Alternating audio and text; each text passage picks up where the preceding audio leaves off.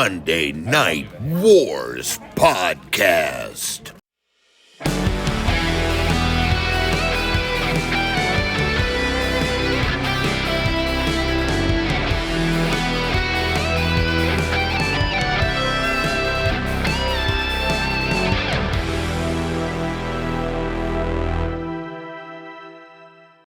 Hello and welcome to another edition of the Monday Night Wars. This is the road to No Way Out of Texas in your house. It's a long title. 20. It's a long title. This is the road to No Way Out of Texas in your house 20. But first, we got to get there. So we're going to start with January 19th, 1998 at the Selland Arena in Fresno, California. Love it. I am Scott. With me, as always, is Joseph. Joseph, how you doing, man? I'm better. I'm really glad we didn't record this last week. Last week would have been horrible. So my boss got me incredibly sick. Ooh. He came into work. He had a bunch of meetings he had to be into. And unfortunately, I had to be in a lot of those meetings too. Super sick. And then he was just like, what do you think about this project? He's not a close talker, which is nice. I used to have a boss who was a close talker. I freaking hate those people. I mean, the dude was a good dude, but like, God, get out of my space, man. Anyways, he was really sick. My wife just told me that there is a strand of flu going around in Texas that is just a really fun new variant that we got to deal with. There's a nasty flu going around. And so, we got it. I might cough a couple times. My throat is not 100%, but it feels a lot better. Last week, there was a time where I was like, man, if Scott calls me and says we got to record, I'm gonna be like, you got to do this shit solo. That's actually a great point, because I got to do a shout out here, because there was a time where we were a little worried that we were going to have to re-record one of our previous episodes, because for some reason that thing was not downloading.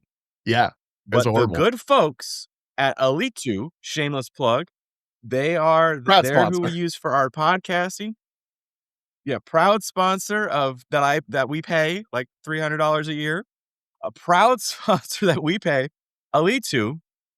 We picked them because it was billed as podcasting for people that have no idea what they're doing, and that's us. Yes, podcasting for actual idiots. Yeah. Yes, and that's us. Yeah. But we couldn't get it downloaded. It was not downloaded. It was giving us an error message, and so I sent them a ticket, and they fixed it. And God bless them. Yeah, so thank you, Elite 2, because Joseph would have died. I would have, and I was saved the man's life. I was also looking at the last batch we did, I don't think there was really any much promos. There's a couple of sound bites that he shouted out, but there wasn't any sort of promos. And I was looking, and I was like, man, I really hope we're doing WWF next, which thank God we were doing, because the next WCW, so this is a kind of a prep for everybody at home. The next WCW that we do is like match all over the place. It is all over the place. So I was like, my voice needs to freaking heal, or else we love to hear that. Hear me recording it all monotone, just like, ooh yeah, and another thing, Hulkster, ooh yeah. We can't have that. So you got to get better. You got to get better. It's what the people want. They want your match, and they want me screaming Juventud Guerrera. Yeah. Ooh, mistake there. Yeah. And I got word from Merks, our longtime listener, who is only subscribing for Juventud Guerrera. He told me they all came out. He told me they all came out clean last time. So nice. the thing I'm doing, this thing I'm doing, I got to keep doing it, because it's working. It works. We got it. We've got it fixed figured the out. system. Yeah. But you know what else works? What's that, Scott? Talking about wrestling, because that's what we're supposed to be doing. Did you see that wrestling fan, that freaking pig that happened the other day? No. What happened? I don't know who the person is, but there is a video. It's circling around the internet right now. So if you're a huge wrestling fan, if you listen to this podcast, you've probably seen the video. And I haven't seen this it. guy I normally know all this stuff. interviews he's a fan. He interviews another fan and he asks him, what is the best era of wrestling? And the fan says it's the Attitude Era because the Attitude Era had bra and panties matches, and then just goes on a tangent about how they need to bring the bra and panties match back, and that and then he starts listing off all the women he wants to see in bra and panties matches nowadays. And I laughed because the guy is such a fucking useless waste of a human excrement. He is Oh my God. absolutely Wow. he's like, I'm a big dude. Obviously, I'm a big dude, right? This guy, he has to be in a chair because of how big he is. And he's like wearing a Rhea Ripley shirt, which means the only reason he's wearing that shirt is because he finds her attractive, which she is very attractive, but she's also an incredible wrestler. And like, very good. Yeah, I saw a match recently she did. It was so good.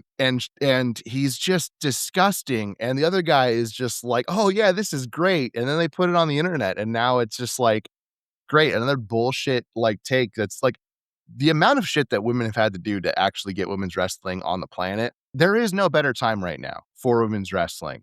Like, there is no era that is better than right now. Last year, the women had the best match. Rhea Ripley and Bianca Belair and Io Sky had the best match of WrestleMania. Like, they just did.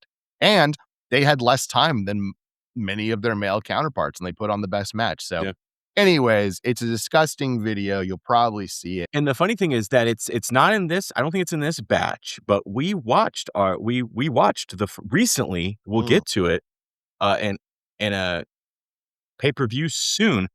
Yeah, my printers decided this is time to clean itself. So if you hear that going, just live with it. It always does this when we're recording. I don't think it normally picks up, but I'm just like, I want to say it. Just your printer like, will do that, or the guy who revs his engine like crazy will go by my house. Those are the two things that have to happen. We have our staples of the pod. But where was I going? I think we were just talking about the evening gown match that we just watched. Yes. Yeah. So there's our first. It's a bra and panty match, right? It's the evening gown match, but the point is to strip them down to their bra and panties. We saw the first one, and it's horrible. It's the worst. God awful. Yeah, it's not this pay-per-view, but it's, I think, the next WWF pay-per-view or the one right after. Oh, bad. Yeah. Oh. But I want to, before we get into the actual program, people are like, God, just get on with it. I want to, since you brought in a really kind of dark news story, I want to bring in a positive one. I want to give a positive. So I just saw on Twitter, a girl had a sign she was at Raw. I think it was this week. Okay. She had she was holding a sign, and she said, 700 days sober, thanks to CM Punk. Nice. He saw the sign, brought her backstage. They met up. Is this the girl that was? Beautiful. It was overseas. I think that's where that happened. Maybe it was. Yeah, maybe I think I saw definitely though. That's the stuff that needs to be out there more. Like, yeah, you talk about the two stories that we have. One of those things does nothing for anyone, and the other one not only is great for that person for everything that she dealt with, but it also tells anybody else who may be struggling with addictions. I struggle with addiction. My oldest brother struggles with addiction. Like, there is a path forward. Like, so yes, like, of the two stories, that's the one you should take away definitely from this podcast. So there you go. So, well, let's get into it. Let on that happy note, let's get into our first Raw, and the first match is the Disciples of the Apocalypse. But I'll read them through. We'll do it like we're doing now. I'll read through all. I'll give them the card, and then I'll let you shoot. But we got Disciples of the Apocalypse versus The Nation. That's not bad. For 4 minutes 41 seconds, we got Mark Merrow and Tom Brandy for 3:30. The Quebecois or the Quebecers, but if you're saying it in the native Quebecos, absolutely. Quebecois. So there you go, bro. I'm not lying about that. That's how you say it. That is how you say it. I'm not even lying. Versus Cactus Jack and Chainsaw Charlie, 3 minutes 16 seconds. Jeff Jarrett versus Bradshaw. That's for the NWA North American Heavyweight Championship, because we're still doing that thing. 3 minutes 41 seconds.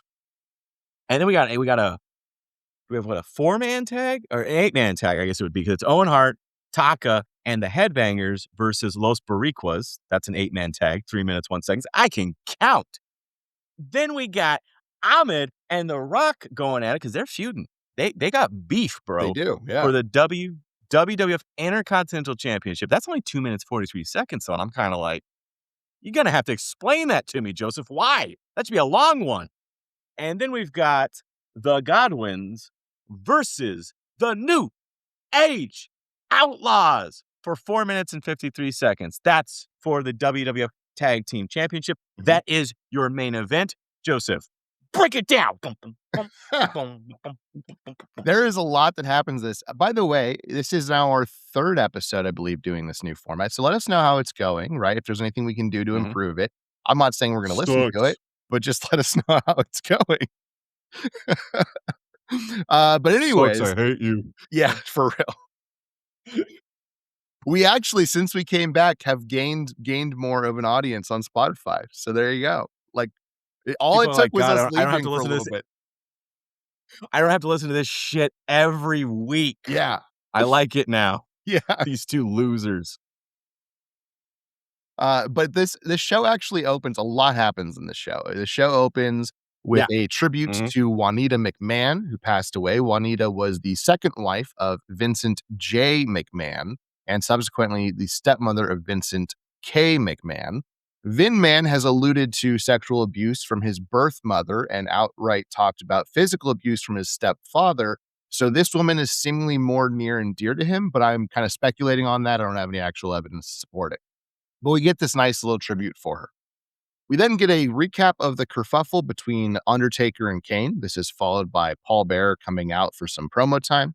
Bearer is gloating about pulling one over the crowd, making everyone believe that Undertaker and Kane were brothers once again before he and Kane betrayed Taker at last night's Royal Rumble, and they lit him on fire. He says Taker is gone and never to return when Taker's music hits and the Druids bring down the casket that was ablaze last night. It gets to the ring and the ring posts explode as Kane comes out of the casket and Bearer laughs. I love this because Taker should not immediately come back, and they realize that too, which is good. I hate when they rush a return. You just set the dude on fire, allegedly. Give it some time. We then get another recap of last night's main event, and then DX is in their locker room being interviewed by JR about last night and the main event. Hunter says that last night he proved that Owen can't hack it next to him, telling him to pack his bags and head on south too. This is a dig to, obviously, Bret Hart.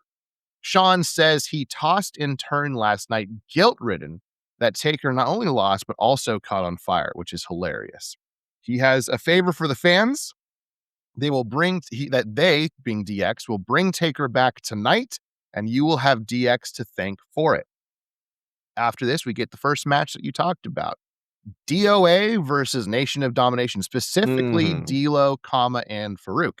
It's also weird at this moment. Commentary team is Michael Cole, Kevin Kelly, and JR. So all three are play-by-play guys. None are an analysis, so it makes it for an odd listen. It's not bad. It's just a very different kind of feel.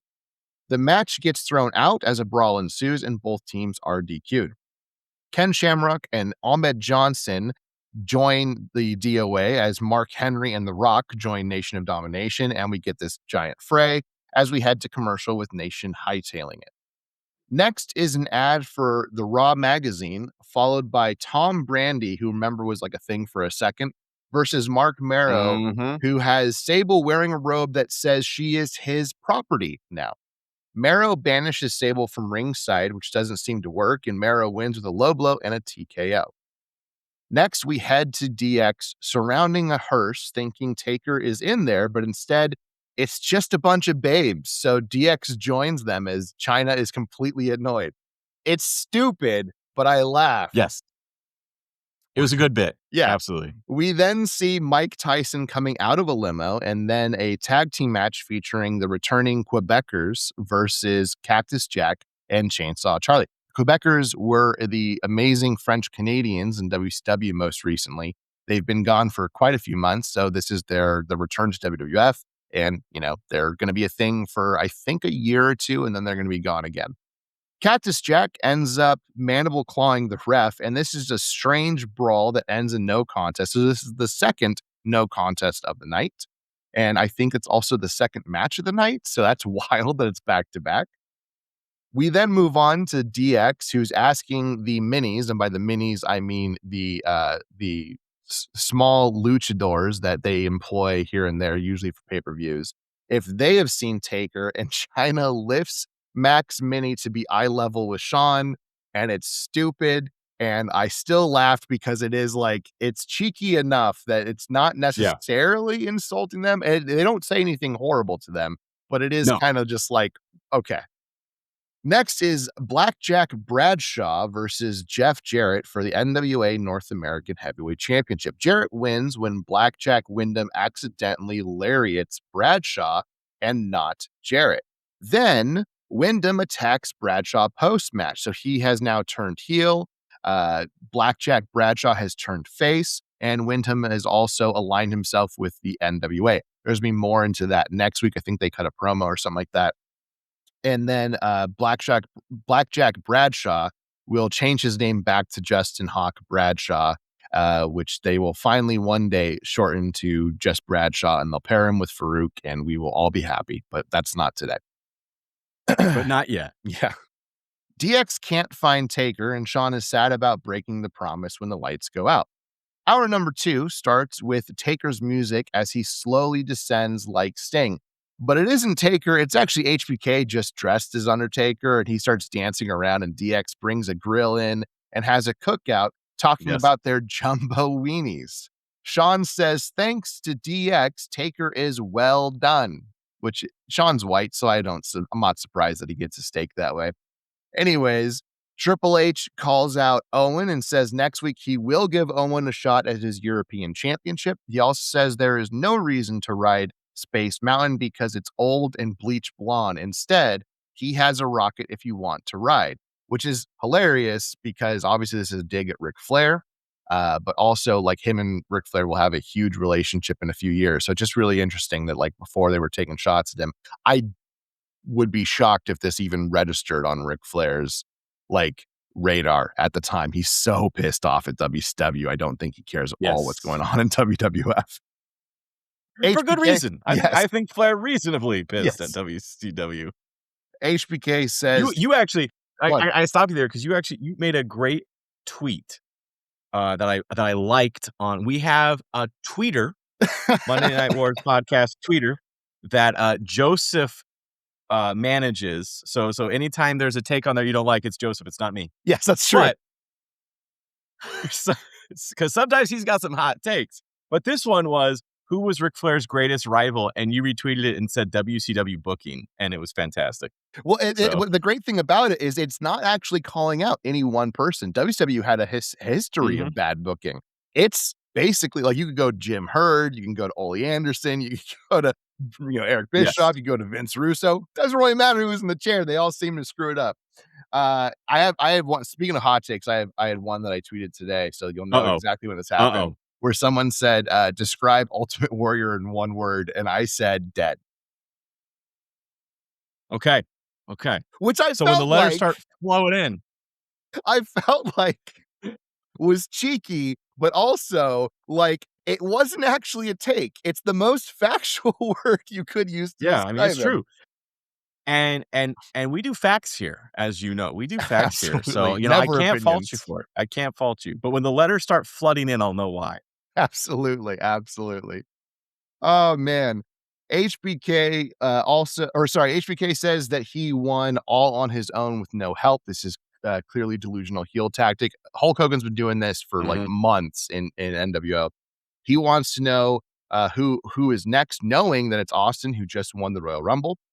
He lists Austin's accolades thus far and says at each one of them that he's already been there and done that. So he'll say like Intercontinental Champion, been there, done that. Tag Team Champion, been there, done that. King of the Ring, or not King of the Ring, Royal Rumble winner, been there, done that. His point is that like you can't beat me. That's what he's saying here. He says that the Heartbreak Kid lays down for no one, and it's honestly a great promo from Sean. It's a really good like Sean is clearly energized again, possibly with some substances, but he is clearly energized again. And it's kind of sad because this is the last 2 months we're going to get of Sean is this, and then next month, and then it's basically it. And for a long time, and then we see nothing. And then obviously in 2002, he makes his triumphant return. I can't wait to get there with Scott in our personal watch, because Scott will finally get to see why I love Sean so much. Because I think Scott is like, well, Sean's clearly good, but also like, and when we get to 2002, you're gonna be like, oh, okay, I get it now.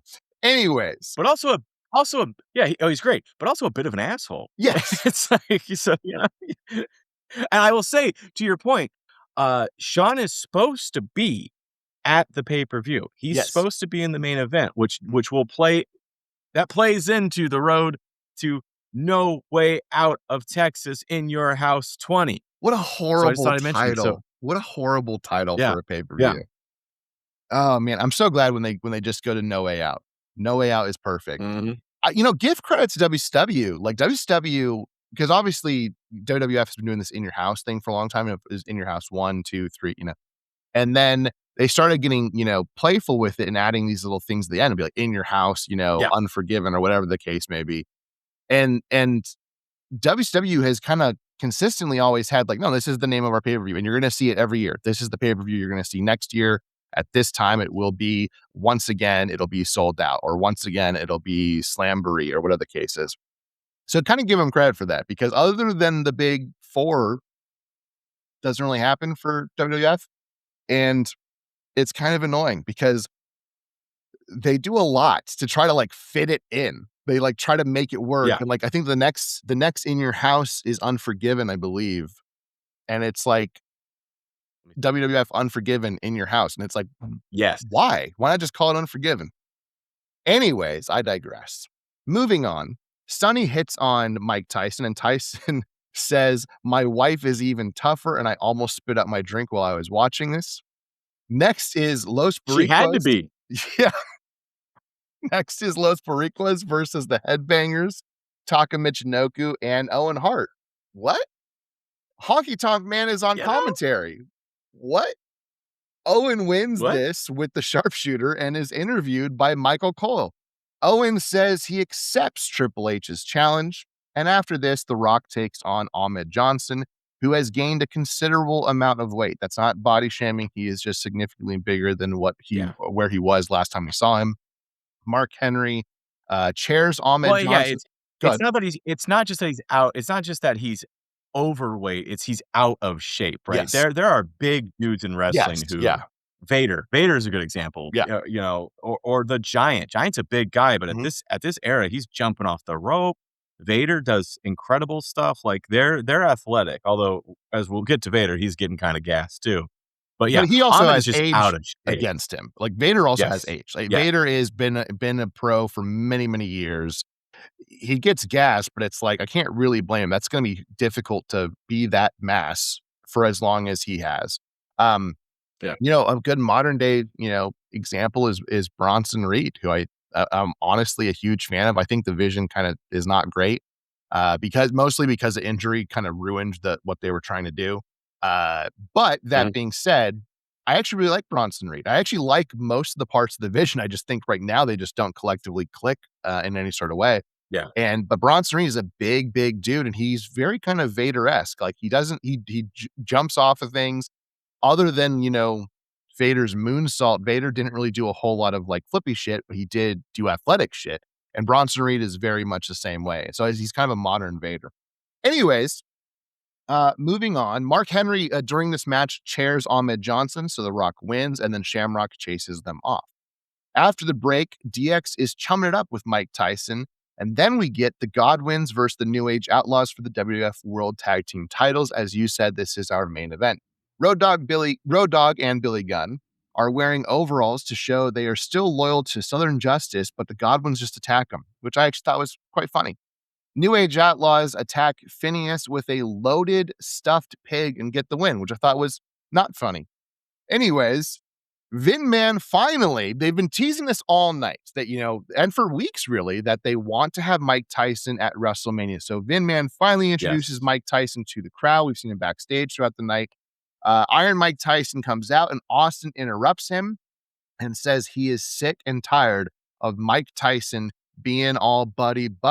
It makes him want to throw up. Austin says he respects what Tyson has done in the boxing world, But when you step in this ring, you're in this world. He wants a piece of Tyson and thinks he can beat his ass. He flips off Tyson. Tyson pushes him, and we get a pull apart to end the show. And the crowd is electric for this. They love this. Oh, yeah. This closes out our show. Big things to talk about here. Obviously, we are gearing up towards Shawn versus Austin at WrestleMania. We have this big thing of how are they going to incorporate Tyson that we see throughout the night. We are getting Road Dogg and Billy Gunn. They're starting to kind of like not just win in weird ways, but openly cheat. That's going to become a big thing in the next few weeks. And we'll kind of touch on that as we hit each episode. But that's really kind of it. I mean, Nation has their thing too with like, Ken Shamrock and everything. But that's it. A lot of this is just like random matches thrown together that are telling some little small stories, which are fine. But the big story right now is how are we going to get Tyson into this WrestleMania build? And we're going to see that develop over the next 2 weeks. Overall, I thought it was a pretty good show. How about you, Scott? Yes, I actually really liked most of the DX stuff. I think DX is clicking. They're fun. All the DX BBQ nonsense, making fun of Taker. That's what they do, and I think they're doing it well. Yeah. Is it crude? Yes. Is it immature? Yes. That's the point. Yes. And they're doing it great. I like the Quebecers, so I'm kind of happy to see them back. I think it's fun. I don't know. I like them. I don't know. That's Whatever, fine. man. That's fine. That's Whatever. fine. I'm allowed to like the Quebecers. You can like the Quebecers. I mean, all that matters is that Canada lost to Team USA today. And whoa, how many people did we just lose? I know, right? Canada's mad. They are so mad. They won. You got the golden curling though, even though you cheated. You cheated to get it, but Yeah, but take your win. You got a gold. It's fine. I love that not only did they cheat to win, but now they're making fun of everybody because they cheated to win. And dude, Sweden is not letting it go. There might be war. There you go. There was actually there was a war in Latin America called the Soccer War, and it was over an incident at a soccer stadium, and they went to war. It was like a couple of days, but like they were fantastic. Shooting. So I wouldn't put it past Canada and Sweden to go at it over this curling stuff. Absolutely. So be careful. As they should, probably. Careful. I don't know. Who cares? But as you said, I think the most important thing for people following along at home is the Mike Tyson, the face-off between Tyson and Stone Cold. This was huge. Like now 20 years later, it may not seem as big a deal. This was huge. Yeah. Tyson was the biggest name in boxing. Yes. This was Vince McMahon really trying to bring sports entertainment to the mainstream, to people who may not have been watching it. And it's an absolute coup. Because WCW have been trying to get him. Because remember, WCW has made some references about Tyson possibly coming. So the fact that WWF got Tyson is huge. WWF got Tyson, and like you said, WCW was trying to was making references. They were clearly trying to get him. Although I'm sure, Eric Bischoff will say no, they weren't. All right, it's literally we talked about it. Yeah, it's literally in your program. Yeah. But regardless, Bischoff had all of Ted Turner's money at his disposal. I mean, he literally had a blank check and he couldn't get Tyson, so it's a huge coup, like you said.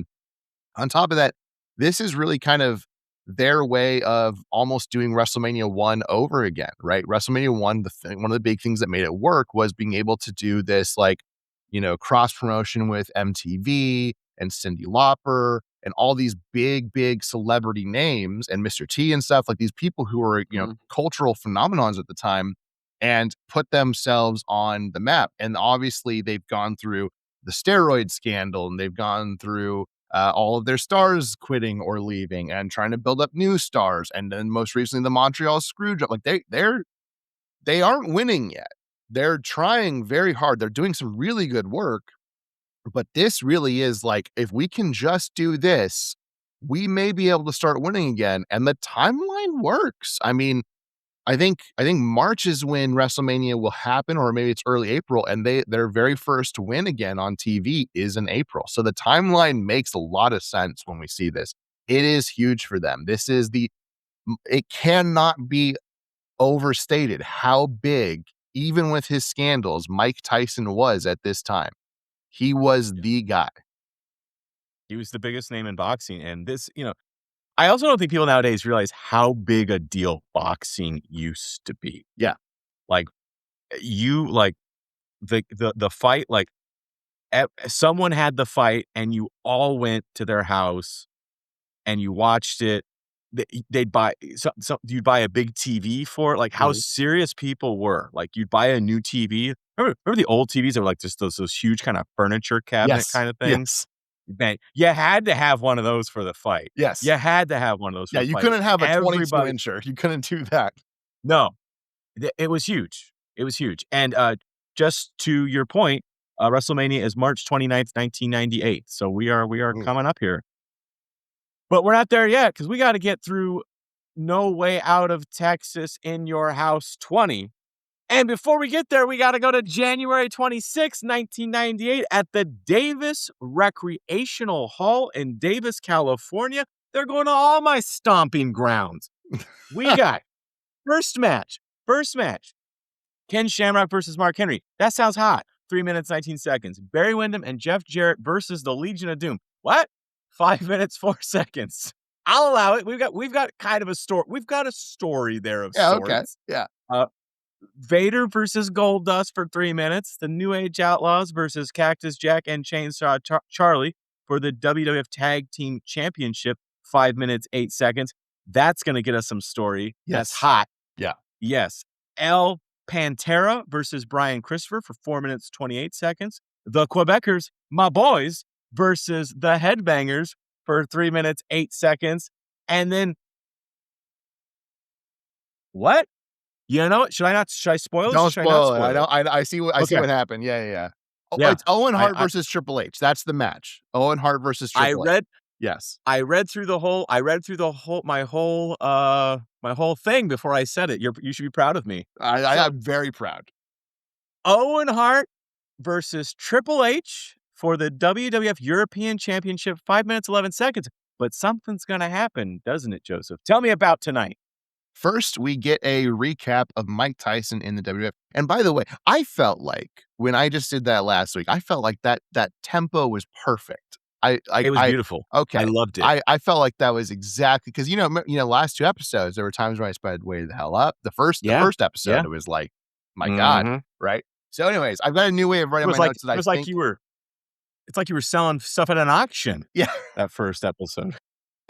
I got a new way of writing my notes I think separates things well enough that I can kind of take some breathers and kind of, figure it out. Anyways, we start with a recap of Mike Tyson in the WWF, and then we get Mark Henry versus Ken Shamrock as our first match.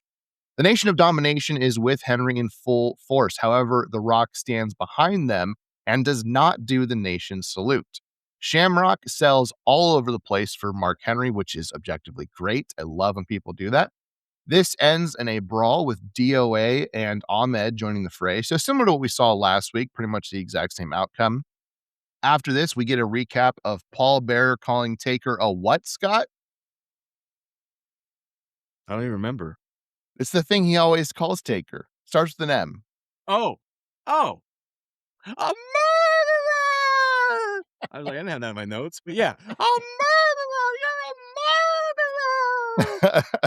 The NWA then comes out, and Barry Windham says he was tired of being a clown, so he rejoined the NWA. This is kind of the same thing that happens periodically in WWF/WWE, where, WWF/E is not real wrestling. It's sports entertainment. It's all about that. So blah, blah, blah. And then, NWA is where real wrestling is. AEW is where real wrestling is. There's a wrestling for everybody. That argument is so useless. It's great storyline wise, to be clear. I don't mind it storyline wise. When it goes into, love that storyline. Yes. When it goes into the ether of people arguing online, that's when it's eye roll.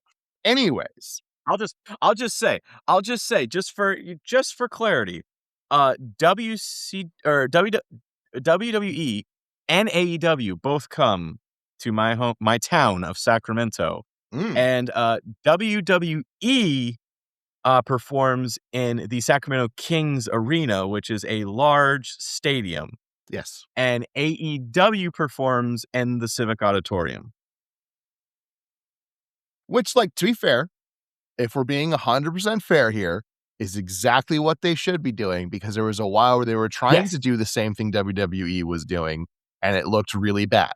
So they scaled it down.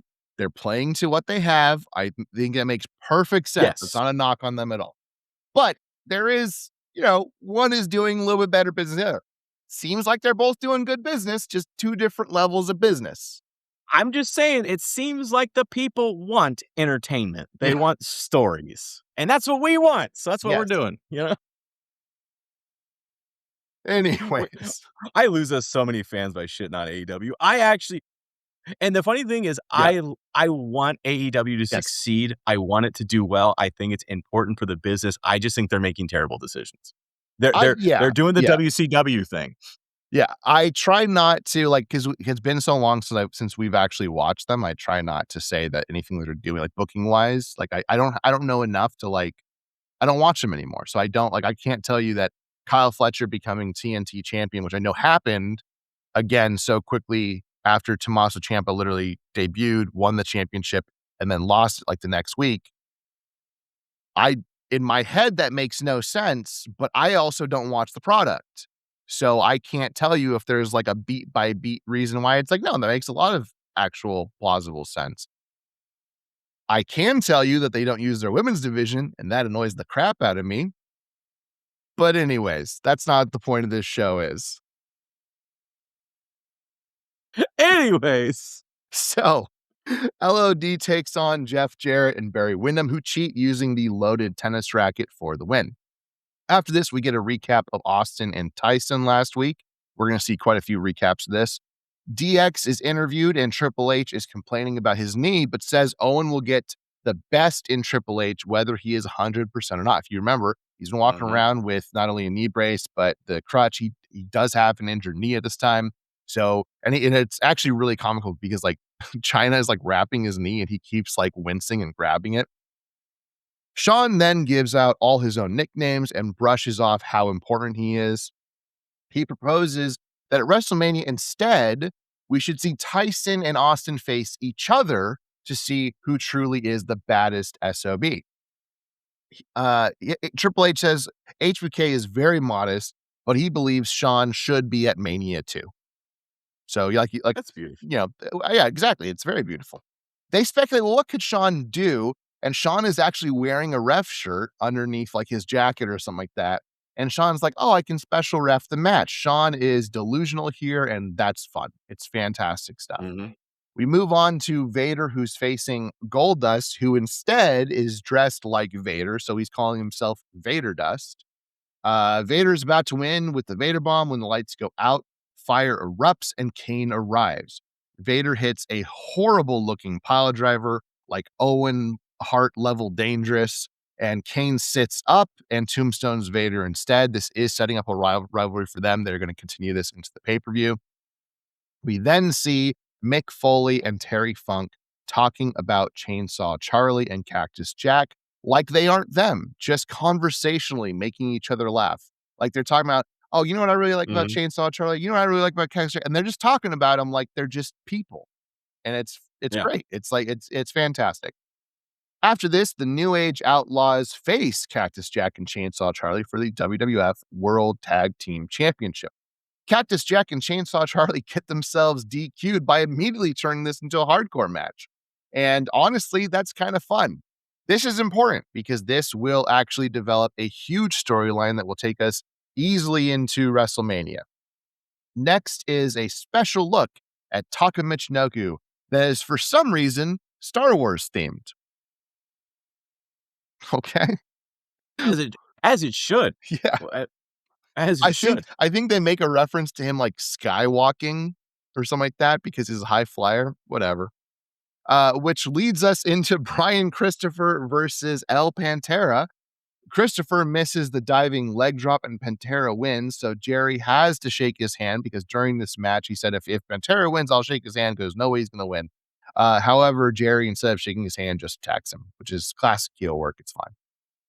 Chainsaw. I will say the Star Wars thing and the Taka stuff. I think it's because they've realized that the flippy shit people like the flippy shit, and They do. they're really trying to push it now, because I don't think we see the minis again. I think the minis are done. Like, I mean, we see them, obviously, we saw them in a segment, but I don't think they're not at the next pay-per-view. I know They're that for a not. fact. Yeah. Are they at WrestleMania? I 'Cause can't remember if they're at WrestleMania. it might just be like, because the real purpose of the minis was, I think, making fun of, like, Mexican wrestling. Yeah. I think that's kind of, and the cruiserweight division over on WCW. I think that's what was really going on there. Right. And now that they've realized, people actually like that stuff. Yeah. It's time to change course and say, we were always into the We flippy were shit ahead of the too. curve. Yeah. Yeah, absolutely. Anyways, I interrupted you. Please continue. It's almost like there's wrestling for everybody. Anyways, Beautiful. after this, Chainsaw Charlie and Cactus Jack are interviewed, but they are interrupted by DX, causing a distraction that the New Age Outlaws capitalize on and attack them, again continuing the storyline. The Quebecers then face the Headbangers, who win on a roll-up and then are attacked by said Quebecers.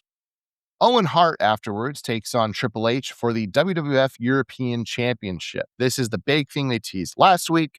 It's the big main event this week. Can't wait for it to happen. We're all excited. Kind of a dream match situation. I think they might have wrestled before. But anyways, huge, right? Well, instead of getting Triple H, Dustin Rhodes comes out with a fake nose and wig and in Helmsley's gear, and Luna Vachon is dressed as China. I both love and hate this, because I do love that Triple H is willing enough to take the piss out of himself to realize that his nose is abnormally large. And every time someone impersonates Triple H, they have a giant nose. So I like that. I hate everything else about this. I like the concept of this. I kind of like the angle that Vader is, like, mimicking his opponents. We had Vader Dust, and now we have Gold Dust.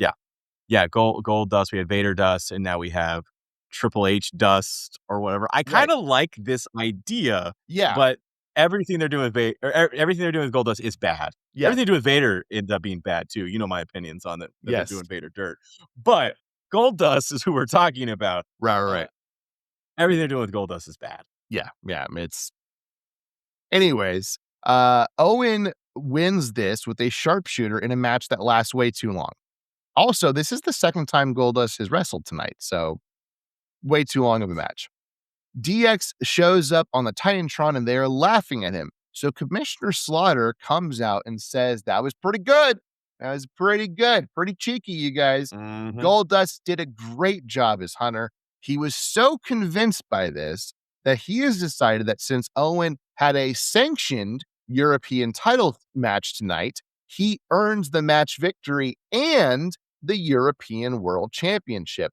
JJ Dillon would never, and I love this. This is exactly what should happen from a person like Commissioner Slaughter.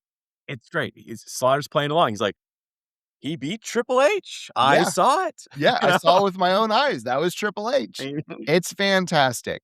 We then finish up with more Mike Tyson recap from last week, followed by Don King telling us that the Nevada State Commission won't let Tyson fight. So he and Vince McMahon have to find a way to make it work without violating the rules. Really important thing here.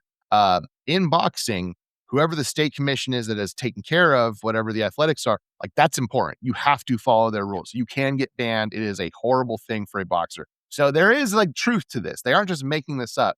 They aren't going to let, especially the biggest cash cow in boxing history, to just get hurt at what they consider to be a ridiculous fake wrestling show. So they're like, no, that's not going to happen. So there's some truth to this.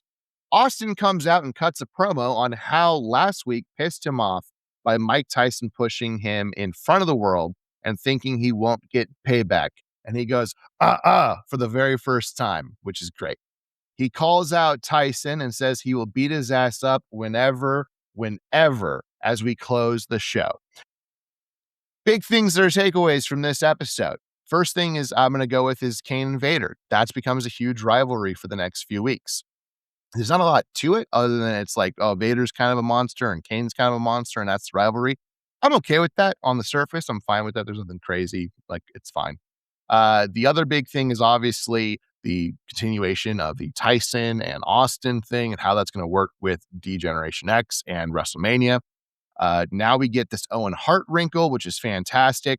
We are actually aligning ourselves to kind of have like half the locker room versus half the locker room situation going into the next pay-per-view, which actually will become an unsanctioned match. We'll get there when we get there. But the big one for me is the New Age Outlaws and Chainsaw Charlie and Cactus Jack. We just started a rivalry here this week. It will go off the rails very quickly. And I mean that in a positive way. It's supposed to go off the rails, and it will become an iconic moment in wrestling history. So we have a lot of really good things actually cooking. I'm not saying the pay-per-view is going to pay them off, but we have a lot of really good things cooking at this moment. Anyways, what do you got, Scott? Well, I hate the pay-per-view, but we're not there yet. So,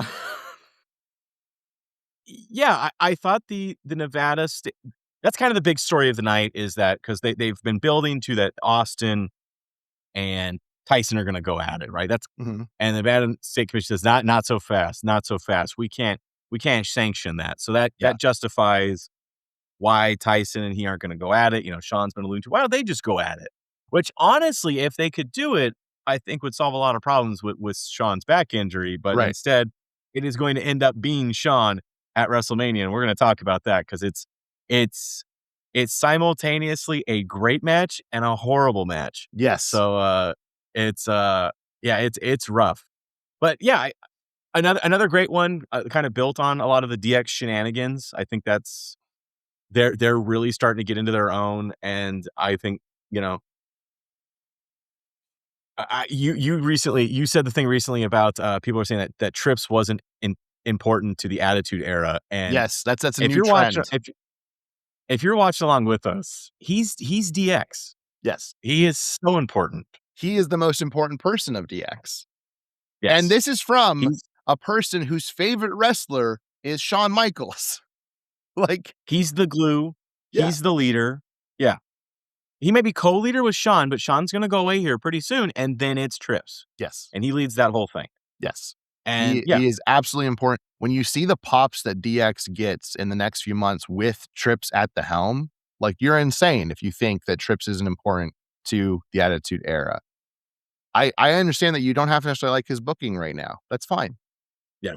We've said it before, no one books 1,000, right? There's some good storylines, some bad storylines. There's certain things that we would do that aren't being done. There's certain things that we want to do that are being done. That's fine. You don't have to agree with everything. But the weird, like, necessity that wrestling fans have to be like, because I don't like this thing, your entire body of work is no longer, it's just irrelevant. It's null and void, is a weird thing that wrestling fans do. And it's insane. That'd be like if you judged Chris Jericho's entire career off of the learning tree. It makes no sense. Like, he did everything great basically up until that point. And he had little moments that weren't so great and stuff, but he had so many big moments. Same with Triple H. Triple H is the heel that I hated the most growing up. I hated him so much. He beat all of my favorite wrestlers. Yes, there was some politicking. I get that. But he beat all my favorite wrestlers, and I hated him. And it wasn't until I became old enough that I went, oh, that was the point. I was supposed to hate him. That's how it works. Yeah. It is what it is. Well, and as you know, that's kind of the thing. That's one of our big things here on the pod, is that we're trying to separate the man from the character. A lot of these guys are just huge bags of shit in real life, but if you judged every 90s wrestler based on how they are as a person, you would not like 90s wrestling. I think if you did that today, I'm gonna go out on a limb and say if you did that today, you would not like wrestling. Hangman Adam Page just basically got outed as someone who is still friends with Marty Scurll, who is a known pedophile. If you judge him on that, you can no longer like Adam Page. Those are the rules. You just made them. You made it. You said we have decided now any sort of flaw in a person means you can no longer like any of their works. Therefore, you can no longer like Adam Page. MJF hit a kid one time at a wrestling show. I don't think he hit him. I think he threw something on him. You can no longer like him. It's not allowed. I'm trivializing the problem. I get that. Yeah. I understand that. But my point is, even modern wrestlers today, you take a look at CM Punk. This is one of my favorite realizations. You love the man. I love CM Punk. I don't agree with everything CM Punk says and does. I actually agree with a lot of his politics, just so we're clear. But I don't agree with everything. Because you're a communist. Because I'm a communist. But I love CM Punk. I love Drew McIntyre, and I love Seth Rollins. And all three of those guys hate each other. And do you know why they hate each other? Because they're all the exact same fucking person. The thing that they hate about each other is the same thing that all three of those guys do. And it's hilarious because everybody is we as people are so egotistical, we cannot see past what our issue is, right? And so, and what's going to happen is the same thing. These guys are going to retire one day, and one of two things are going to happen. They're either going to realize it and realize the great matches they had and start talking about things are great, or one, if not all three of them, are going to become mini Bret Harts who just hate everyone for every single possible reason, and that's all. That's it. That's what happens. So we're going to eliminate people's careers based off of whether or not they are a good person. It's stupid. It's stupid. I'll give you Vince McMahon. I'll give you Chris Benoit. Right? People who have committed crimes, I will give you. Beyond that, I don't care that you politicked. I don't care. Yeah. And even then, I mean, obviously, as we've said, what Chris Benoit did was absolutely unforgivable, but what we're doing here is we're talking about what they did in the ring, and he is a phenomenal wrestler, and it's unforgivable what he did as a person, but he's here. We're talking about him because we have to, and he's great. Yeah. If we were talking about a modern day product, we'd probably never bring up Chris Benoit because that's not what we'd be talking about. It's not the subject matter. So it is what it is. Yeah. Anyways, speaking of what it is February 2nd, 1998, and we are at the Market Square Arena in Indianapolis, Indiana. What? We went from Fresno to Davis to Indianapolis, Indiana? And they didn't all fly at this time. So imagine people had to drive that. That would have been nuts. Hell of a bus ride. But yeah, here we are. And we've got the opening match is Cactus Jack versus Chainsaw Charlie. Oh my God. 8 minutes, 18 seconds. Owen Hart versus Billy Gunn. That's for the European Championship, because Owen Hart now has it. 5 minutes, 25 seconds. Mark Marrow versus Mosh of Mosh and Thrasher, the Headbangers, for 2 minutes, 26 seconds. Chains and Farouk for 3 minutes and 34 seconds. What? Bradshaw and Flash Funk. What? And Barry Windham and Jeff Jarrett. What? Just for 4 minutes. And then our main event, Stone Cold Steve Austin. Hell yeah. Versus the Road Dogg? The Road Dogg? Like, I love Road Dogg. I love the New Age Outlaws, but the Road Dogg main eventing for 32 seconds? Yeah. Some hijinks must have ensued, Joseph. Tell me what happened. This is a huge show. It's a huge show in wrestling history. We open the show with the famous or infamous, I actually don't think it's infamous because it's very well received, famous D-Generation X State of the Union address. A huge moment in WWF history where DX responds to USA Network's complaints about them saying so many profane things in the last few months, especially when referring to their one-eyed Willies, their Johnsons, their Stiffies, their John Thomases, their pieces of pork, their Percys, their trouser snakes, their dongs, their penises. They call out USA Network's take on them talking about their dicks by spending a whole segment talking about their dicks.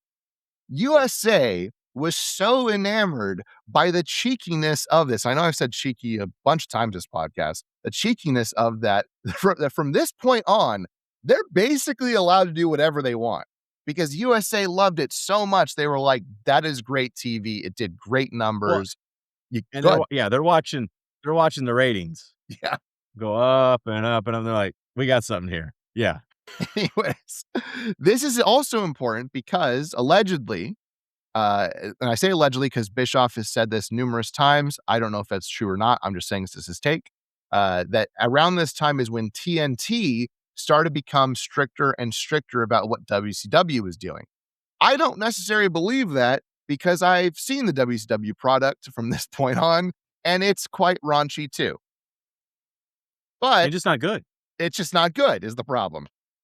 But this is a legitimately great and iconic segment. It allows WWF the freedom to really have the Attitude Era from this point because they said this works. They showed that it works and numbers are doing great. And it will take many years before they have to go, oh, we have to scale back on that and then go into the PG era, which people obviously hated. Some good stuff happened, some not some good stuff. It is what it is. Anyways, iconic segment. After this, DX comes out in Uncle Sam outfits, complete with signs and falling red, white, and blue balloons. Shawn calls out Mike Tyson and Stone Cold Steve Austin, and he and Triple H chant, "Let them fight," which the crowd chants along with them. Glass shatters and Austin arrives. Austin appreciates that they are promoting Austin versus Tyson. However, because he won the Royal Rumble, Shawn's ass belongs to him. Another great segment back to back.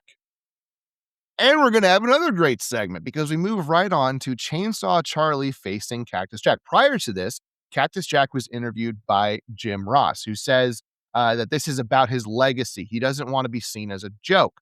Charlie says they may go out together tonight. They're basically talking about how they really wanted this match because they wanted to just be able to say they did it, that their legacies can be defined by this possible match, them facing each other in basically a no holds barred, hardcore, whatever you want to call it kind of match, which they've obviously done elsewhere before, but this would be the first time in WWF. Back at the match, Charlie brought a bunch of weapons, including a garbage can. Jack says that's not a garbage can. This is a garbage can, and arrives with a dumpster. We get a lengthy no holds barred match, and Cactus Jack climbs a ladder to the Titantron with Chainsaw Charlie in the dumpster. Cactus Jack does his diving elbow into the dumpster, and it's a huge moment. Everyone's like, holy crap, holy crap. Then New Age Outlaws run out. They close the dumpster lids. They tie those lids shut, and they grab the dumpster and they push it off the stage with Chainsaw Charlie and Cactus Jack still in the dumpster in another iconic moment from this episode. JR screaming, "There's people in there, there's people in there," sells this so well. We then get minutes of officials checking on them to see if they are okay. Even Vin Man is out there chastising the New Age Outlaws, who are now almost remorseful. Go ahead. I'm sorry. Go ahead. Oh, no, to your point, this is really well done because not only is Vince out there, they've got the refs, people, other wrestlers start coming out. Like, they're like, this is so serious. They're breaking kayfabe. We have heels and faces coming out concerned about the well-being of these two guys. This is serious. Yes. It's great. It's super well done. On top of piggybacking off what you said, not only do we have faces and heels checking on them, they all start fighting the New Age Outlaws. Like, they get so worked up about this. New Age Outlaws, by the way, are trying to be like remorseful. They're like, oh my God, what did we just do? Did we take it too far? People start throwing hands at them, and it's like Savio Vega and Flash Funk, who are, we have a heel and a face, and we got Wyndham out there while Bradshaw's out there at the same time. Like, we have everybody out there from both sides of the camp trying to beat the hell out of the New Age Outlaws. They have finally gone a bridge too far. This will not only set up a match at No Way Out of Texas, but also at WrestleMania 14. After this, the New Age Outlaws are interviewed by JR, and Road Dogg admits they went too far. But before he can continue, DX interrupts them and points the finger at their boss, Vin Man, instead of the New Age Outlaws, talking about how many brass rings are you supposed to get? Everyone's looking for the next big moment. He's the one who keeps pushing us to do these kinds of things. It's his fault, not the New Age Outlaws. And we start to see the New Age Outlaws kind of fall in line with DX. That is huge over the next few weeks. Hour number 2 starts with Owen Hart versus Billy Gunn. Road Dogg and DX attack Hart and cause the DQ once again, aligning these two teams. DX instructs the New Age Outlaws to throw Owen off the stage in what would surely be the worst fall of his career. We laugh to keep from weeping. Oh my God, what are you doing? Jesus. Anyways, Jesus. the officials stopped them from pulling this off. Where were you in a year? Anyways, Michael Cole is on the phone letting us know that the doctors are working hard on Cactus Jack and Chainsaw Charlie in the ER. Up next, we see the Headbangers versus Mark Marrow, and Mark makes Sable disrobe him, then says she has gained weight and kicks her out. He's not wrong. She will gain weight. It's just in one specific area, and it's very noticeable. Two specific areas. Anyways, we were whatever pay-per-view we were just watching, Scott was like, "Oh my God, Sable's boob job, dear God." And I was like, yeah. They're insane. Yes. It's like, I get that there was a real pressure. Like, it's sad in some ways because there was a real pressure for the women at this point to really kind of go all out. Like, Luna Vachon is a very famous incident, which we'll get to in a couple of months, I think. Well, she's already there, but Medusa, I told you, like, Medusa, when she comes back, it's like, my God, it's sad. It absolutely is sad. But they just feel it. They feel this urge, and and Sable has already had breast augmentation surgery. She already has fairly sizable breasts, and then she just goes like balloons, proportionally not aligned. Yeah, they're insane. At some point, you're just like, that's too much. And that's what I the whole time, like, that's too much. But anyways, we'll get there. Keep going. She looks like a Gushers commercial, like just, and then she's just going to tip over. Anyways, he brings out Goldust dressed as Marilyn Manson as his tag team partner. And Mero ends up winning this with Lobo. It's not as much as I want to talk about because this Marilyn Manson Goldust thing will last for weeks. And it's so stupid. JR asks Barry Windham, when will he be man enough to face Justin Bradshaw? Windham says Bradshaw has a temper and challenges him to find a partner to face him. We then get, I forgot this happened, a Tiger Ali Singh vignette. And I forgot this was a thing. And so does WWF because this dude won't really be back again until June. And then he's gone again. Next is Farouk and D'Lo of the Nation of Domination versus whichever two members of DOA, because I can't be bothered with one of their names, who are accompanied by Ahmed Johnson and Ken Shamrock. During this, Michael Cole calls in again to say that Vin Man is now at the hospital too, and that Charlie is conscious, but Cactus Jack is slipping in and out of consciousness. Meanwhile, the Nation is infighting outside of the ring, and they get counted out. So they have like this little scuffle between the Nation members. They just start getting mad at each other. The ref's like, you guys are outside the ring. So he just starts counting. They never notice it. They get counted out. We are continuing the trend of like moving towards The Rock becoming the leader.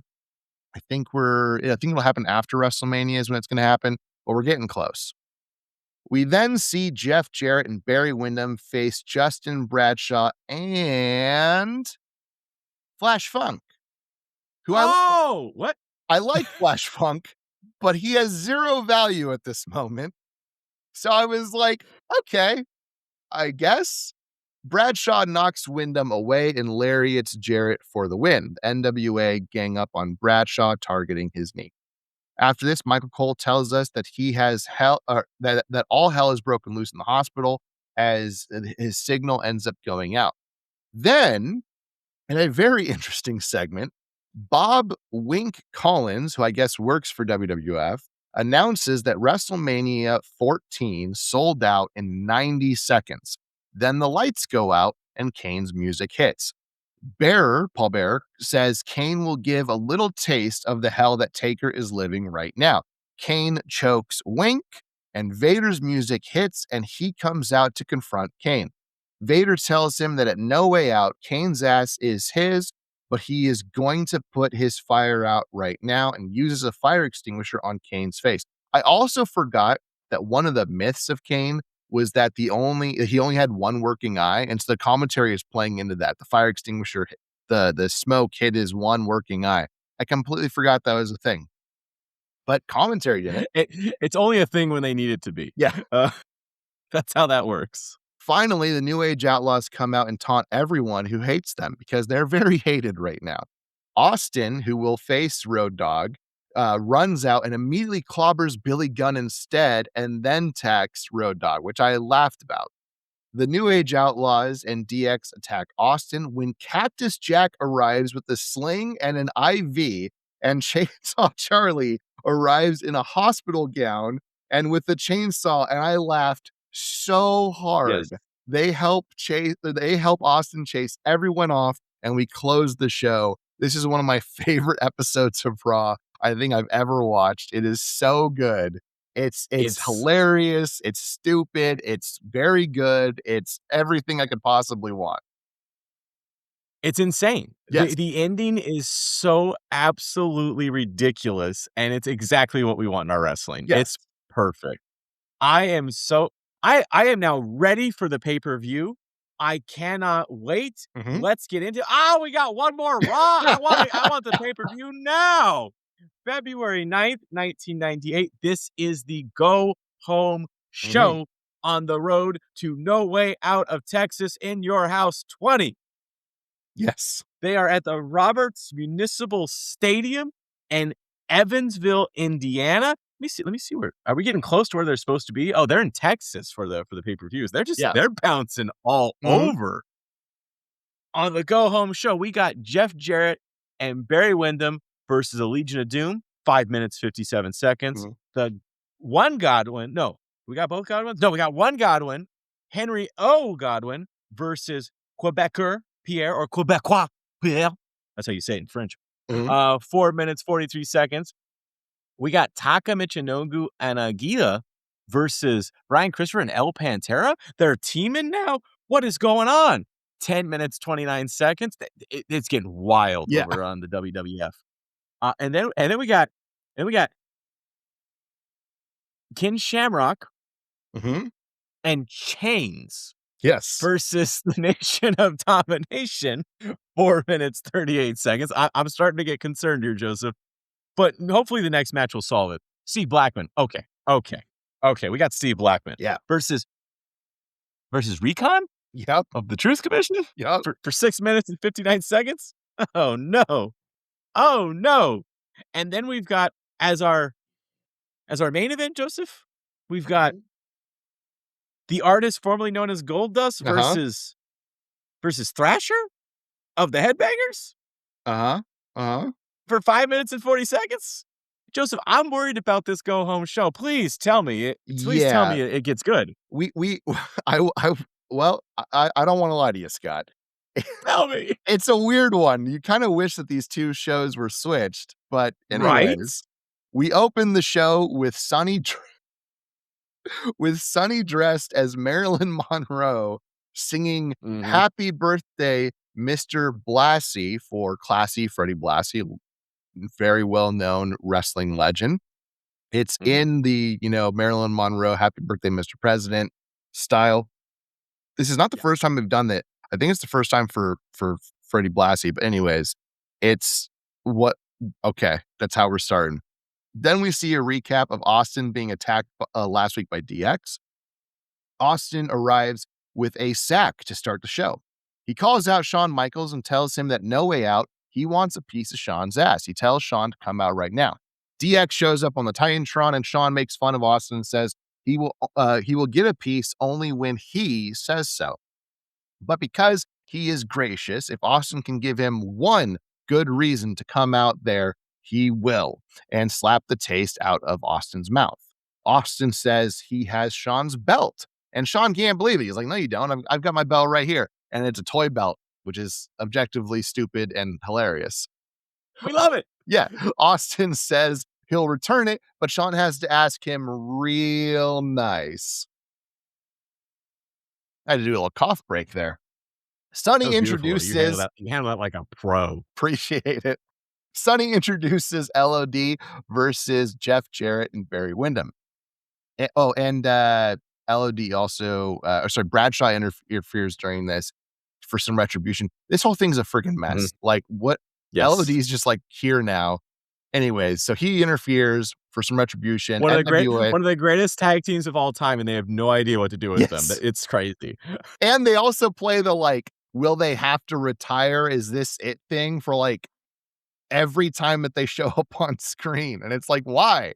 Anyways, your favorites, the Quebecers, face the Godwins, and the Quebecers come out with their own Love the slot bucket. Quebecers. Pierre goes for a suicide dive and almost breaks his neck. Bro, what if the slot bucket was filled with poutine, though? That'd be so good. You'd love that shit. Don't lie to me. You'd love it. So- I had poutine in Canada, I'll tell you. I went to Canada for the first time to Niagara Falls, and I ate at a restaurant. And I said, I want uniquely Canadian dishes. Yes, At this absolutely. place. And I was like, what do you got? And they were like, I don't know, poutine. I was like, I'll take it. It's not even Quebec. I don't care. It was good, though. I liked it. Oh, man. Anyways, the Godwins win with the slot bucket. Then China is speaking Spanish to Los Boricuas, and she's making a deal with them, which I laughed about. Next is Brian Christopher and Pantera versus Taka Michinoku and Aguila. We flash back to Shotgun Saturday Night when Pantera betrayed Taka Michinoku. It's a swerve, bro. Pantera wins this match with a loaded mask. Anyways, moving right along. I kind of want to start yelling when you do it to Swerve Bro too. There you go. It's good. I'm not just going to do that for debuts. Paid debuts, yeah, because swerves are hot too. Swerves are hot, especially like the worse the swerve is, the more that we're gonna put it over, because you need to know how bad the swerve is. Anyway, yes, Kane arrives after the commercial, and Paul Bearer wants him to show that instead of Vader time, what time will it be this Sunday? And Kane holds up a Vader clock, and it bursts in flames, which again, objectively stupid, and I loved it. Yes. It's so good. Because here's the crazy part. The Vader clock was probably something they actually used to sell for Vader time. It probably used to be a memorabilia thing, and they went, oh, we've got one of those lying around. Let's just Jimmy rig it so it bursts in flames. It's great. Let's set it on fire. Yes. Hour number 2 starts with Ken Shamrock and Chains versus Farouk and the Rock of the Nation. Shamrock and Chains are joined by DOA and Ahmed Johnson during this. The Rock says the entire world wants to know how he feels about human genetic cloning, and he is for it as long as it's a selective process, because he sees no one in the crowd who is worthy of being cloned, and that he is the only human in the world worthy of being cloned. Another thing that is really stupid, but I love completely. It's great. The Rock is starting to figure it out. He's really starting to figure it out. This of course has a massive brawl at ringside with the refs distracted. The Rock swings for the fences with a chair on Shamrock's head for the win. This then ends in a brawl. The Rock, I don't think anybody swings a chair harder than The Rock. It's kind of disgusting how hard he swings chairs. It's pretty wild. Which, like, on the one hand, kind of puts over your opponent, because it's like, wow, he really had to lay it in there to beat you. On the other hand, Chris Benoit. Anyways. Yeah. Brain damage. Yes. We get a recap of a press conference that was held earlier involving the new role for Mike Tyson at WrestleMania 14. He will be the guest enforcer. He'll basically have referee duties, but he'll be ringside and only use those duties if needed. Duties. Anyways, Austin calls out... It's a DX promo? Austin calls out Tyson, and Sean calls out Austin and Vin. Man, it's a fun segment, but it does kind of halt the show. Just kind of like abruptly, we go to it, and then they come back. After, China and Los Boricuas are searching for Austin, including going into the men's locker room. This will be a recurring theme throughout the night. We then see Recon versus Steve Blackman. The Jackal of the Truth Commission comes down from the rafters behind a podium, delivering a cult speech mid-match. The crowd shouts, "Shut up." Blackman submits Recon, and Jackal berates Recon for losing and slaps him. This segment exists. The New Age Outlaws afterwards come out and bring out another dumpster and make light of last week's events where they threw Chainsaw Charlie and Cactus Jack off the stage with the dumpster. They throw this dumpster off the stage, and two blow-up dolls dressed like Chainsaw Charlie and Cactus Jack fall out. We move back to seeing Los Boricuas again searching for Austin. However, they exit the building, and Austin goes behind them, closes the exit door shut, and chains the door. So they're now effectively locked out of the building, which again is stupid, but I kind of like it. Moving on, Mark Marrow and Goldust, who is again dressed as Marilyn Manson, face the Headbangers. Marrow kicks out Sable. Sable comes back out, though, to confront Luna, who is helping Goldust cheat. Goldust yells at Sable, who slaps him, and Thrasher rolls him up for the win. She then slaps Luna as well, and it looks like Sable is kind of becoming her own person, except for not really, because this will be many months more of the her and Mark Marrow thing. Anyways, we then move to the last part of the night where DX heads to the ring, and they are pissed. Sean says he is ready to take his gold back, and since Austin wanted him to ask politely, he will this one time. So get your ass out here, please, which I laughed about. Glass shatters and Austin arrives. Very polite. He is very polite. He enters the ring, and DX and the New Age Outlaws surround him. Then we hear a chainsaw. Chyna snags the title as Chainsaw Charlie cuts through the ring, and he and Cactus Jack join Austin's side with Owen Hart, who's just randomly with them, and they chase everyone off to close the show. So the point of this is really the big take home, because this is mostly a whatever. Like there's a lot of fun, entertaining things that happen throughout this night. Yeah. But the big takeaway of this is the match, the big main event going into the horribly named WWF No Way Out of Texas In Your House 20 is that we are going to have a 4v4 unsanctioned match. On one side, it's going to be DX and the New Age Outlaws. On the other side, it's going to be Austin, Owen, and Cactus Jack and Chainsaw Charlie. The problem is that Sean is still very, very hurt. So he's actually going to slide out of that. That will happen very first thing. We're going to find out that he will not be able to compete when we get to the pay-per-view. But if you want to hear about that pay-per-view, you have to subscribe to our Patreon, $2 a month. I know you love that segue. That was a segue. What a segue. For Scott. Anyways, how'd you feel about this episode? Segue. It's, as you said, it's weird. Yes. I really think the episode before, the February 2nd episode, was a better go-home show than this one. Yeah. Because really the only thing you have that's super relevant is the Chainsaw Charlie cutting through the ring stuff, which is great. I like it. But we had that last week. We didn't really need it again.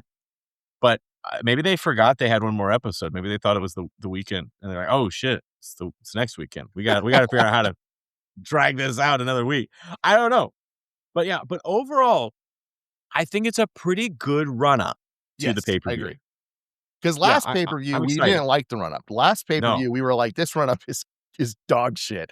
This one, I'm interested. Unfortunately, I don't think the pay per view is going to deliver on that interest. It does not. But I am interested. But we will talk about it. So tune in. Thank you for listening to the free product. Now, if you want to listen to the paid product, which is where we talk about the pay-per-view, only $2 a month, subscribe to the Patreon, because that is up next. We've got No Way Out of Texas In Your House 20. Bye, guys. Bye, guys.